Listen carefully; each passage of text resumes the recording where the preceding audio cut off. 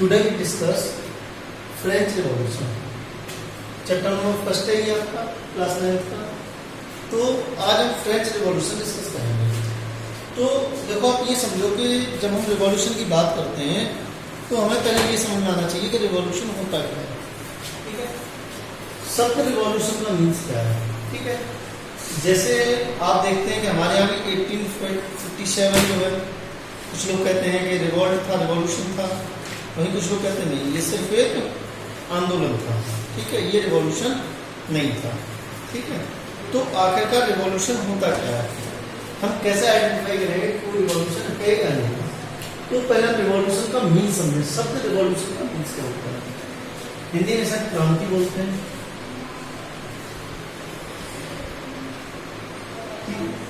क्रांति का मीन्स क्या है।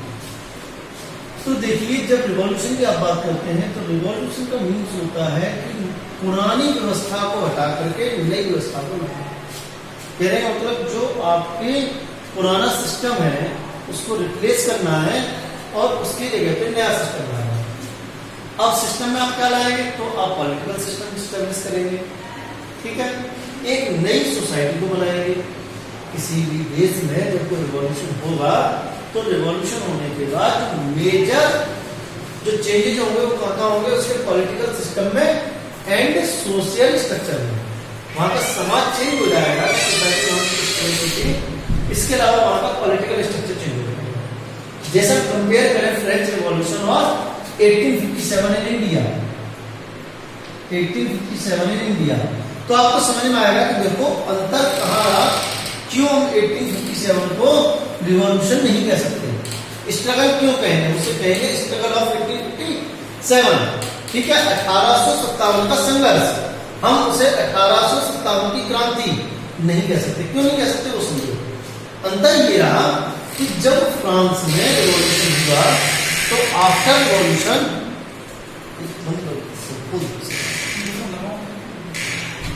तो फ्रांस में जो रिवॉल्यूशन हुआ तो रिवॉल्यूशन का चेंज क्या हुआ वो समझो। लेकिन फ्रांस में पहले पॉलिटिकल कंडीशन क्या थी, मोनार्की थी। ठीक है, ये मोनार्की के बाद आफ्टर रिवॉल्यूशन एस्टेब्लिश करना चाहते हैं क्या, constitutional government, means elected government करना चाहते हैं। ये चाहते हैं कि सोसाइटी में जो क्लास है उनमें जिनका शोषण हो रहा है उसको खत्म किया जा सके और सबको समानता का अधिकार मिले। ये लोगों को इंडिविजुअल राइट्स देना चाहते हैं। जब आप 1857 को समझेंगे तो 1857 में क्या हुआ, हमने आंदोलन तो किया, लेकिन आंदोलन करने के बाद जब हमने विद्रोह किया तो हमने अपना नेता किसे चुना, बहादुर शाह जफर को। हमने अपना नेता किसे चुना, बहादुर शाह जफर को। ठीक है, और बहादुर शाह जफर किस डिनेस्टी से बिलोंग करते थे, तो मुगल साम्राज्य से। और अंग्रेजों से पहले हमारे किसका शासन था, मुगल साम्राज्य था। मुगल डिनेस्टी का शासन था। तो हमने वापस किसको लाने की कोशिश की, वापस से मुगल वंश को लाने की कोशिश की। इसका मतलब हम नई व्यवस्था को नहीं लाना चाहते थे। हमें मालूम ही नहीं था कि हमारे यहाँ जब अगर हम स्वतंत्र हो भी गए, अगर हमें फ्रीडम मिल भी गया, तो उस आफ्टर फ्रीडम हम किस सिस्टम को, किस पॉलिटिकल सिस्टम को लागू करेंगे। ठीक है, तो हमारे जो नेता थे वो मुगल डिनेस्टी के थे, तो निश्चित रूप से वापस से राजवंश को ही वापस लेकर के आते। मीन्स हमारा आंदोलन वापस से किसको लाने के लिए था, पुरानी व्यवस्था को लाने के लिए था। ठीक है, हमने सोसाइटी की बात नहीं की। यहाँ देखिए जो आंदोलन हुआ वो थर्ड स्टेट प्लस शोषित और पिछड़े लोगों ने इस आंदोलन के प्रणेता थे। तो वो क्या चाहते थे कि जो पॉलिटिकल सिस्टम है तो वो चेंज हो जाए और जो सोशल स्ट्रक्चर है वो चेंज हो जाए। जबकि हमारे यहाँ के जो नेता थे 1857 में वो सारे के सारे वो थे जो डलहौजी के डॉक्ट्रिन ऑफ लैप्स के शिकार हुए थे। मीन्स सारे के सारे राजा थे, सामंत थे, इस तरह के लोग थे। ठीक है, तो ये बेसिक डिफरेंस थी। तो हमारे यहाँ जो 1857 हुआ उसके लिए एग्जैक्ट जो टर्म हमें यूज करना चाहिए वो यूज करना चाहिए स्ट्रगल ऑफ 1857। तो ये तो था रिवॉल्यूशन। अब किसी भी जगह रिवॉल्यूशन, अगर आपको किसी भी देश का पढ़ना है, चाहे आपको फ्रेंच रिवॉल्यूशन हो, चाहे अमेरिकन रिवॉल्यूशन हो, चाहे रशियन रिवॉल्यूशन हो, कोई सा रिवॉल्यूशन आपको देखना हो, तो वहां कुछ कॉमन चीजें होती है जो हर जगह मिलती है। जिन्हें हमें डिस्कस करना चाहिए। जैसे हम आगे इकोनॉमिकल कंडीशन देखें, political structure, social structure, cultural and geographical, means वहां के आर्थिक स्थिति क्या है और आर्थिक कारण क्या रहे होंगे रिवॉल्यूशन होने के पीछे, ठीक है। पॉलिटिकल रीजन क्या रहे होंगे, सोसाइटी में ऐसी कौन सी समस्याएं थी जिसकी वजह से क्रांति हुई, या वहां की संस्कृति में क्या ऐसी विभिन्नताएं थी या ऐसी क्या समस्याएं हुई उनकी संस्कृति के साथ कि वहां के लोगों ने क्रांति की। या फिर geographical region, geographical region means वहां आसपास का क्षेत्र कैसा है, उसका क्या इम्पैक्ट रहा रिवॉल्यूशन पर, या वहां की खुद की ज्योग्राफी का उसके ऊपर क्या इफेक्ट था। तो जैसे अगर फ्रेंच रिवॉल्यूशन की बात करें समरी की, तो 2 मिनट की अगर हम समरी देखना चाहें तो सबसे पहली बात जिसकी हम बात करेंगे इकोनॉमिकल की, इकोनॉमिकल रीजन की बात करें तो इकोनॉमिकल रीजन क्या रहा होगा फ्रेंच रिवॉल्यूशन के पीछे।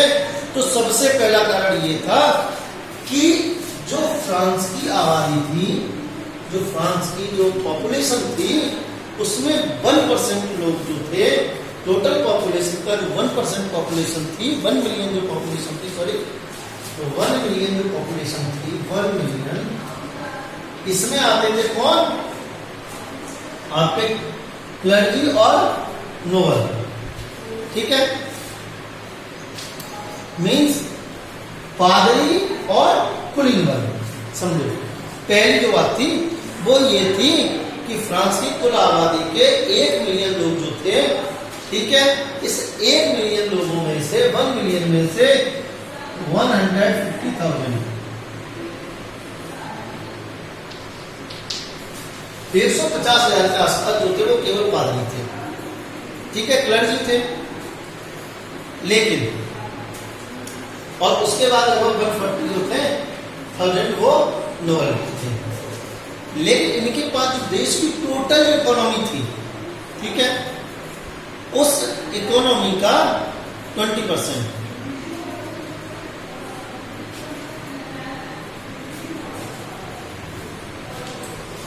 और इस पूरी जो इकोनॉमी थी उसका 20% इनके पास था, ठीक है। इकोनॉमिकल डिस्ट्रीब्यूशन बहुत अनइक्वल था, ठीक है, और 60% कल्टीवेटेड लैंड, 60% जो कल्टीवेटेड लैंड था, कल्टीवेटेड लैंड जो था, अगर हम 5% निकालें तो वो 40% जो ये लोग थे, 40% वो इन लोगों के पास, 40% लोगों के पास 60% कल्टीवेटेड लैंड था, ठीक है। दूसरी बात जो थर्ड स्टेट था, जिसमें बड़े बिजनेसमैन, व्यापारी, कोर्ट ऑफिशियल्स, कोर्ट में काम करने वाले लोग, वकील, भूमिधर किसान, आर्टिसियंस, छोटे किसान, भूमिहीन किसान, लेबर और सर्वेंट, ये लोग जो थे, ठीक है, इनके पास जो 60% पॉपुलेशन थी उसके पास मात्र 40% लैंड था, और इस 40% लैंड, और ये लोग टोटल टैक्स का 80% पे करते थे। टैक्स कितना पे करते थे? 80%। थर्ड स्टेट के, और ये जो फर्स्ट स्टेट थी और जो सेकंड स्टेट थी, ये टैक्स नहीं देते थे, ठीक है। तो मीन जिनके पास संसाधन कम थे, जिनके पास इकोनॉमी कम थी, उनके ऊपर टैक्स बहुत ज्यादा थे। हम कह सकते हैं unequal distribution of economical resources. France की इकोनॉमी की समस्या क्या थी? पहली समस्या ये थी कि अनइक्वल डिस्ट्रीब्यूशन था, ठीक है। दूसरा आर्थिक कारण क्या था? इकोनॉमिक रीजन क्या था? कि जो फ्रांस था वो लगातार 200 सालों से 200 years 200 सालों से कोई युद्ध नहीं जीता था, ठीक है। लगातार 200 सालों से कोई युद्ध नहीं जीता था, और उसमें भी 100 years से ब्रिटेन के साथ युद्ध चल रहा था, उसमें लगातार इसकी हार हो रही थी फ्रांस की, और लगातार होती हुई हार के कारण डेट बहुत ज्यादा हो गया था, ऋण बहुत ज्यादा हो गया था, और ऋण अत्यधिक होने के कारण इन लोगों के ऊपर टैक्स का बोझ बढ़ता जा रहा है, क्योंकि सरकार अपने आप को ऋण से निकालने के लिए, डेट से निकालने के लिए, रिवाइव करने के लिए टैक्स बढ़ाती थी इसके ऊपर, थर्ड स्टेट के ऊपर, ठीक है, टैक्स लगातार बढ़ाती थी। इसके अलावा देखिए, अगर आप पॉलिटिकल रीजन की बात करें तो पॉलिटिकल रीजन जो था उस समय का, वो सबसे बड़ी बात ये थी कि उस समय फ्रांस में जो शासक थे वो थे लुई 16। लुई 16 जो थे ये वो मोनार्क थे, मींस निरंकुश शासक थे, और वो बिलीव करते थे डॉक्टर ऑफ डिवाइन, ठीक है, मतलब वो मानते थे कि राजा के जो है, राजा के दैवीय अधिकार है कि वो जो कहता है वही कानून है, ठीक है। तो मोनार्की थी, और मोनार्की होने की वजह से इन लोगों का लगातार शोषण हो रहा था, और इनको दूसरा जो था, जनरल स्टेट की कोई मीटिंग नहीं होती काफी से, मीन जनरल स्टेट में कोई सुधार नहीं हुआ था। ये पॉलिटिकल रीजन था। सोशल रीजन आपको दिख ही रहे कि सोसाइटी 3 क्लास में डिवाइड थी, फर्स्ट स्टेट, सेकंड स्टेट और थर्ड स्टेट। अभी मैं बता चुका हूँ, फर्स्ट स्टेट में आपके कौन थे, सारे के सारे पादरी थे, सेकंड स्टेट में आपके कुलीन वर्ग के लोग थे, ठीक है, और थर्ड स्टेट जो कि टैक्स पेयर थी, इसमें वो लोग थे जो बेचारे या तो बिजनेसमैन थे या सर्विसमैन थे, और या फिर किसान और भूमिहीन किसान थे, ठीक है। फिर आता है कल्चरल रीजन। कल्चरल रीजन कोई ज्यादा स्पेशल नहीं था, लेकिन फिर भी अगर देखा जाए तो सांस्कृतिक कारण क्या रहे होंगे, तो ये रीजन कहीं कहीं हो भी सकते हैं किसी रिवॉल्यूशन में, कहीं नहीं हो सकते हैं, लेकिन ये और ये और ये और ये तो निश्चित रूप से कहीं भी अफेक्टेड करेंगे, ठीक है। तो अगर कल्चरल रीजन की बात करें आप, इसके अलावा जो था यहाँ क्या हो रहा था पॉलिटिकल रीजन में, यहाँ का जो एडमिनिस्ट्रेशन था वो बहुत ज्यादा भ्रष्ट था, ठीक है। अब यहाँ कल्चर की अगर बात करें तो यहाँ कल्चर में अगर देखेंगे तो यहाँ सबसे बड़ी समस्या आ रही थी, वो थी क्लर्जी को लेकर। जो पादरी थे ये क्या कर रहे थे, ये पूरी सोसाइटी पे अपना आधिपत्य जमाए रहे थे। एक तो इनके पास सबसे ज्यादा इकोनॉमी थी, इकोनॉमिकल संसाधनों पर इनका ज्यादा अधिकार था।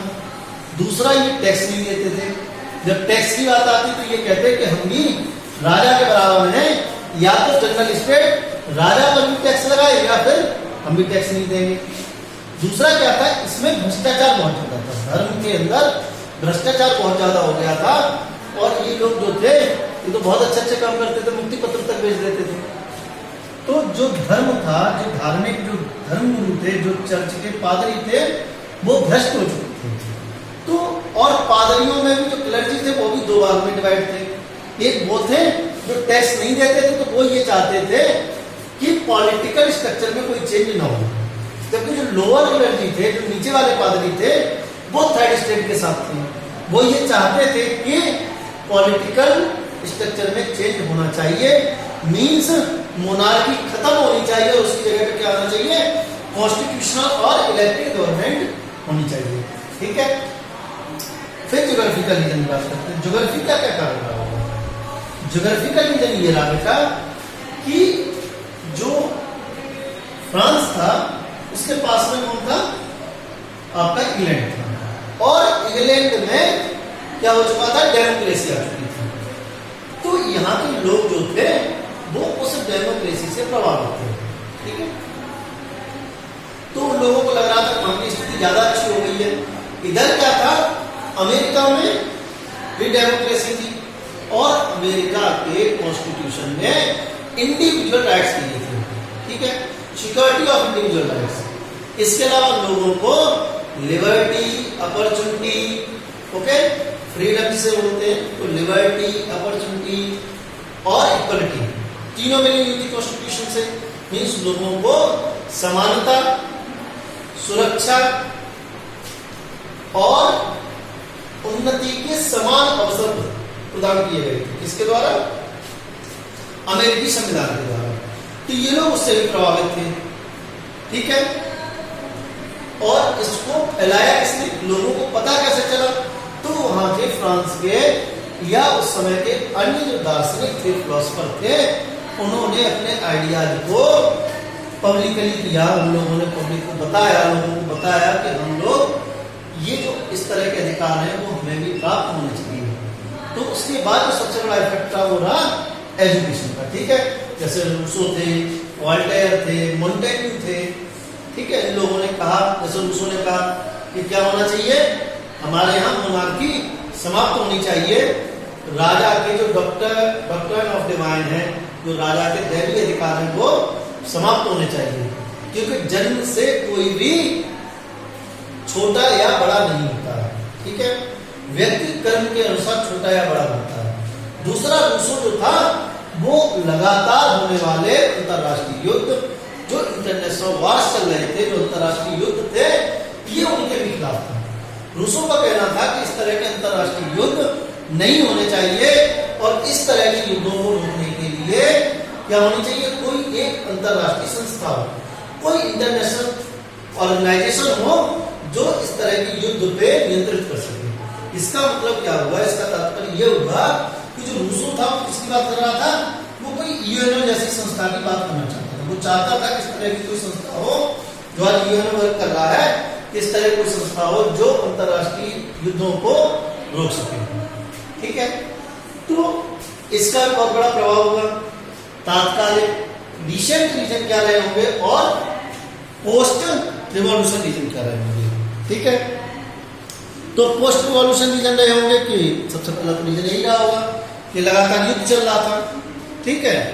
और जो रिसेंट जो करंट सिनेरियो था, जो तात्कालिक कारण था वहां का, वो ये था कि फ्रांस की पॉपुलेशन जो थी वो 1786 तक, ठीक है,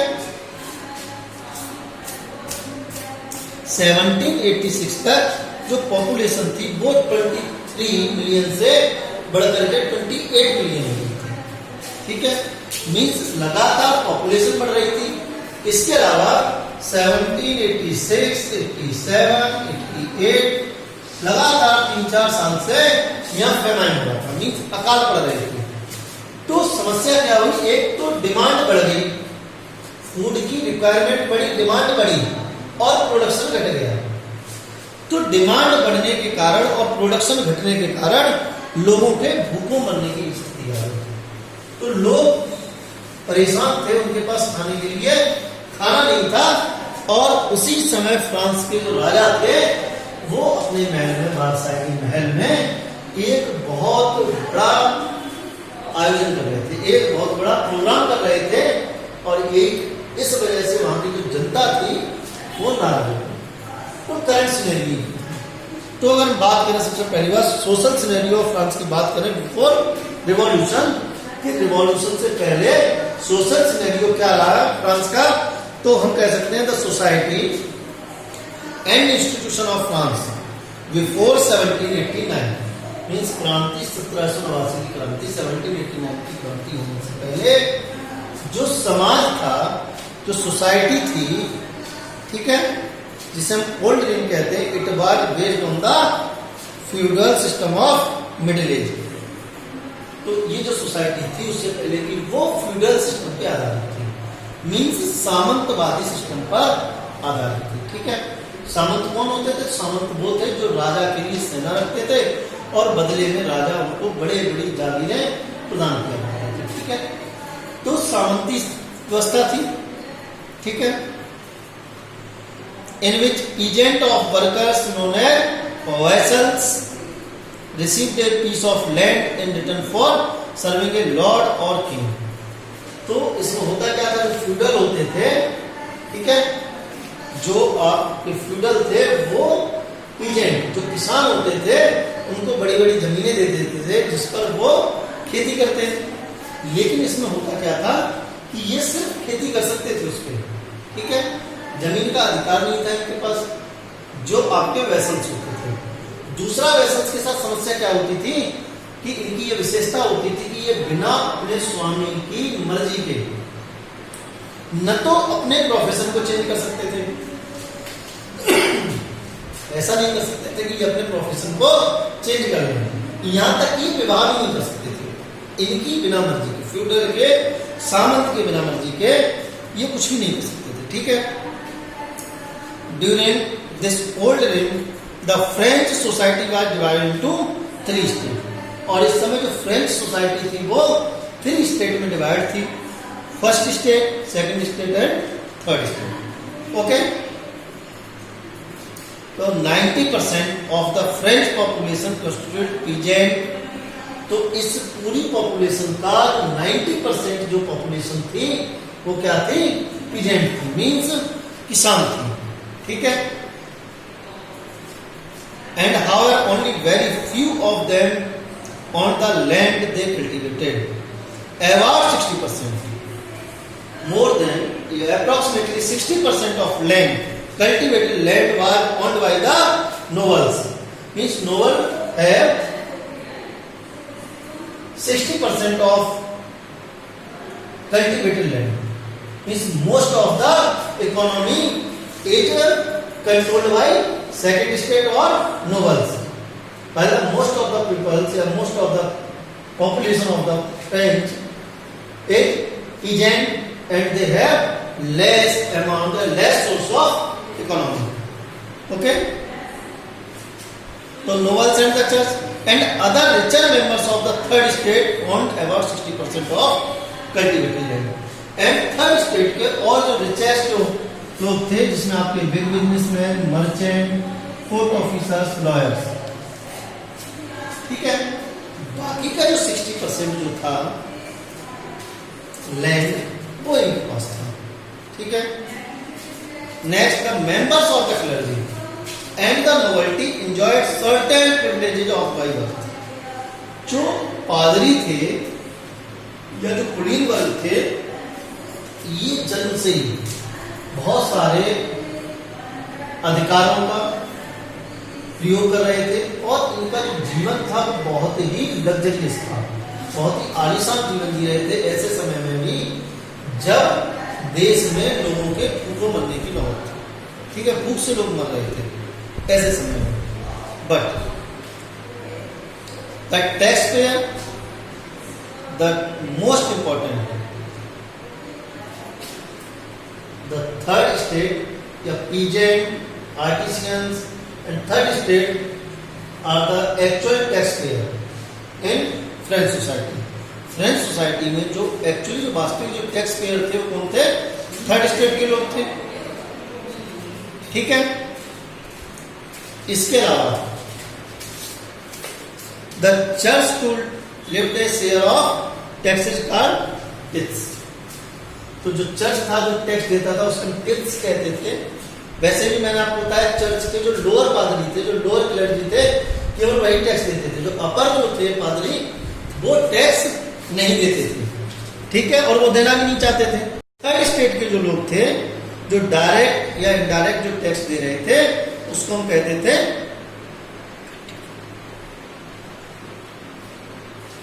टैल, ठीक है। इसके अलावा आगे हम देखते हैं बैकग्राउंड ऑफ रिवॉल्यूशन। रिवॉल्यूशन होने के पीछे का कारण क्या था, ठीक है, ये तो यहाँ के सोशल रीजन थे। तो पीछे का रीजन क्या था? तो Louis 16 of the French is married with a Austrian princess Marie Antoinette। In 20 years से जो लुई 16 जो था उसने 20 साल की उम्र में जो है ऑस्ट्रियन प्रिंसेस थी, राजकुमारी थी मैरी एंटोनियट, उनके साथ उनका विवाह हो गया, ठीक है। बट ये जो न्यू किंग था, जो लुई 16 जो था, the new king faced an empty treasury at the time of his assassin. जब लुई 16 राजा बना तो उसने एक ऐसे राज्य को पाया जिसका राजकोष पूरी तरह से खाली हो चुका था। क्यों खाली हो चुका था? Due to the involvement of regular wars. क्यों खाली हो गया था? क्योंकि जो फ्रांस था वो लगातार कई सालों से, लगभग 100 सालों से लगातार युद्ध में भी जीता। कहां पे? अमेरिका में। जो अमेरिका में जो 13 कॉलोनीज थी ब्रिटेन की, उनमें वो लगातार बहुत लंबे समय से युद्ध में फंसा हुआ था। तो extended war had resulted in the financial drain of France. ये जो लगातार जो युद्ध चल रहे थे इन कारणों से जो फ्रांस की जो इकोनॉमिक कंडीशन थी वो खराब हो गई थी। लगातार जो इकोनॉमी थी वो खत्म होती गई। This drain was added to by the cost of maintaining a luxurious court of the huge places of Warsaw. Louis XVI had helped the 13 American colonies to achieve their independence from Britain, which was their common enemy. This William Lewis lenders who gave the state credit now began to charge a rate of 10% interest on loans. Thus, the French government was compelled to spend an increasing percentage of this budget on maintenance cost of the army. तो Louis 16 क्या चाहता था? 10% tax और बढ़ा दिया जाए, जिससे कि वो अपनी आर्मी को वापस से रीऑर्गेनाइज कर सके, उसके खर्चों को नियंत्रित कर सके. ठीक है, बाकी का हम लोग कल डिस्कस करेंगे. Okay, thank you.